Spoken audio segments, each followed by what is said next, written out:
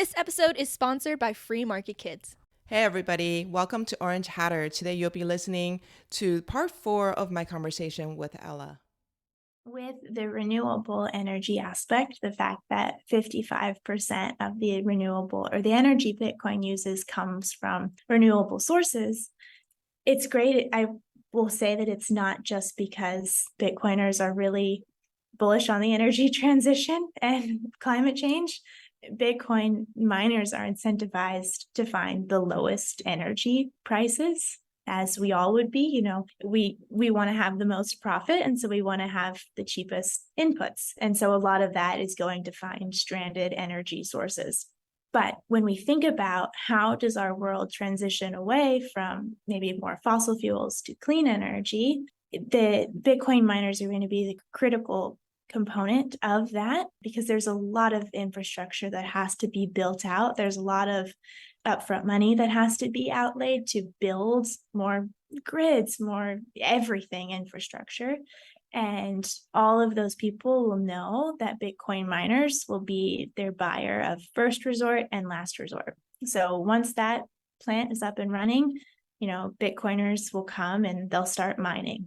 They don't have to wait for just you and I to go and buy their energy. So I'm happy to clarify anything there, but there's a little bit more on Bitcoin and energy. Can you talk a little bit more about what you just said, the buyer of first resort and the buyer of last resort?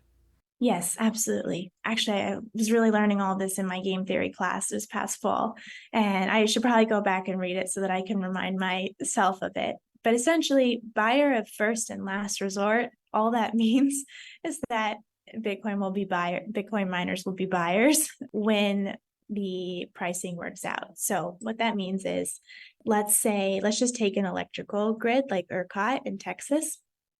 And so let's say the grid, there's just way too much demand on there. And the Bitcoin miners can shut off instantly if the power prices become too high. And so they can just literally, like the flip of a light switch, kind of just shut down. No work is lost. Maybe we'll just go back to the mining gold example. You're mining away, you have like your axe. The gold bar that you're working on is still there. You'll come back to it once you maybe get some water and take a rest. So anyways, there's no work that's lost when Bitcoin miners shut down. And so they can do that really easily. So they can free up space on the grid for you and I if we really need to have access to power. And we saw this in Texas when a lot of the winter storms were coming through. And then first resort, as I kind of just mentioned, they'll buy it when those grids come back online. And then if you and I join and the price starts to come up, then maybe they reduce their demand a little. So I think it's just important to keep in mind that Bitcoin miners, they want to buy the cheapest power they can, and they help stabilize the grid. And so if no one's using the power, then they'll go and buy it because it'll be cheaper. If too many people are using the power, they'll maybe reduce their intake of power and free up some space on the grid as well.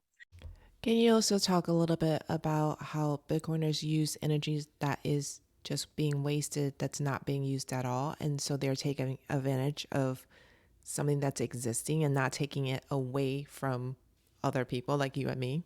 Yes, exactly. So there's a lot of stories.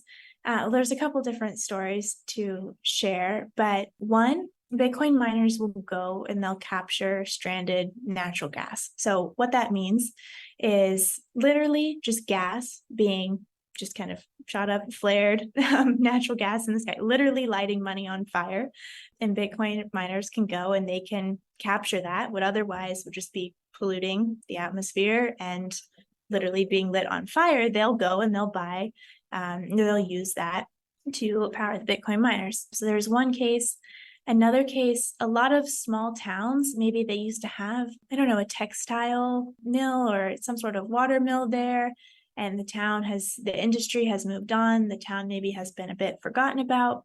Bitcoin miners can go in there and they'll, set up their miners, and they bring a lot of life back to small towns that maybe have kind of been forgotten about, fallen out. They'll use that hydropower, whatever it might be. There's really good initiatives such as Gridless in Africa.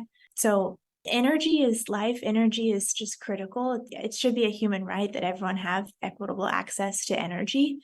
And Bitcoin is doing that. It's bringing energy to people that otherwise wouldn't have it. So, they can have light, so they can, stay up after it's dark, better schools. Just if you have access to energy, your whole quality of life changes. And Bitcoin is really supporting that. Yeah, I think there's a lot of misunderstanding around Bitcoin energy. So I hope that you get your major approved and it'll set a precedent and other people can follow. So that's really, really wonderful. I want to now jump into the project that you told me about, the SAT chat. Yes.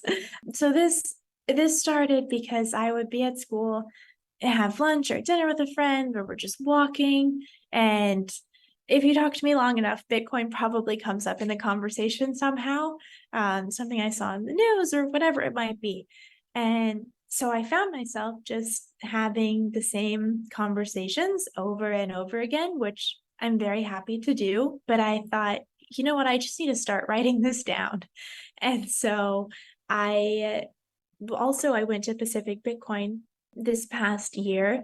And one of the takeaways that I had from there was the fact that we have to market Bitcoin better. We don't have a stadium. We don't have, cool ads with a QR code, or Bitcoin isn't fun. It's not cool to a lot of people in Gen Z. But if we started emphasizing the idea of sats, so Bitcoin, there's one Bitcoin, but Bitcoin is composed of 100 million sats, which is short for Satoshis. And so if we started marketing or just making more visible that sats exist, that that's a thing. I mean, it took a while before I knew that that was a thing. Maybe that would help with Bitcoin adoption. And so it was kind of a pun on words, like we sat down and chatted, and then also trying to emphasize sats, the unit of currency that we have. So has it been rolled out or do you have a timeline in mind? There are a couple posts on there. I have drafted about 22 different articles on there. So if you go to my website, just ellahuff.io, there are a couple posts there. I also have put together, I called it high signal resources. So I've also found myself recently talking to people and they say, how do I get started in Bitcoin? Where do I go to learn? And so I've just been writing the same list just on a piece of paper. And so I just put that up there basically by category. It's just different good follows in different areas. If you want to know women in Bitcoin, if you want to know what podcast to watch, that's on there. So if you go to my website, you'll see that. And then you'll see 4 first posts of Sats chats. And then it's my summer project to have it done, the university guide and this. And so hopefully by September 1st, they'll all be there. That sounds like a really fabulous resource. A lot of people I talk to who become curious about Bitcoin, their first question is always, how do I even begin? There are so many resources out there. What is the roadmap, right? What is the success path?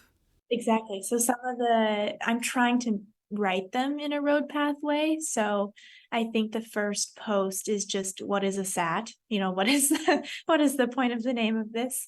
And then kind of, what is blockchain, the blockchain trilemma? What is Bitcoin? What is Bitcoin lowercase b versus uppercase b? So just, I'm trying to lay it out in a way that's just easy to follow, and they're short. They're not trying to be very long. There's already so much good content out there. My goal with this is just try to make it easy for people my age, people new, just try to make it easy for them. Thank you for listening. Did you hear anything in our conversation today that you resonated with?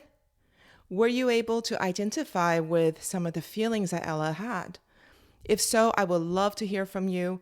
Please send your questions or comments to my email, Tali, Tali, at orangehatter.com. I would love to hear from you. Come back tomorrow and hear the rest of our conversation. Thank you. See you soon. Bye bye.